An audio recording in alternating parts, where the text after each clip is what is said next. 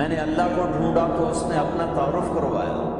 اللہ لا الہ الا هو الحی القیوم،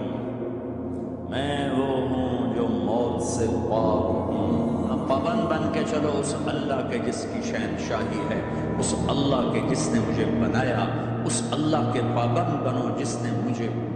آنکھوں کا نور دیا، زبان میں بول دیا، جسم میں طاقت دی،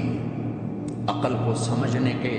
اوصاف دیے۔ اس اللہ کے پابند بن کے چلو جس نے قرآن کو اتارا، جس نے دھرتی کو بچھایا، جس نے آسمان کو اٹھایا۔ آسمان کی چھت میرے اللہ کے قبضے میں ہے، زمین کا فرش میرے اللہ کے قبضے میں ہے، ہواؤں کے جھونکے میرے اللہ کے قبضے میں ہے، سردی کا موسم میرے اللہ کا ارادہ ہے، گرمی کی تپش میرے اللہ کا ارادہ ہے، بادلوں سے پانی کا گرنا میرے اللہ کا ارادہ ہے، برف کا گرنا میرے اللہ کی بادشاہی ہے، اور طوفانوں کا آنا، بجلیوں کا چمکنا، بادلوں کی گرج، موسموں کا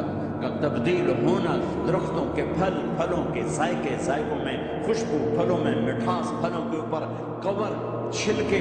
ایک انار ہی میرے رب کی قدرت کا شاہکار ہے، دانا دانا ذرا جوڑ کے دکھاؤ، پھر اس کو پردوں میں لپیٹ کے دکھاؤ، پھر اس کی پیکنگ کر کے دکھاؤ، پھر اس میں رنگ بھر کے دکھاؤ، پھر اس میں ذائقے بھر کے دکھاؤ، گائے کے تھن سے نکلتا دودھ دیکھو،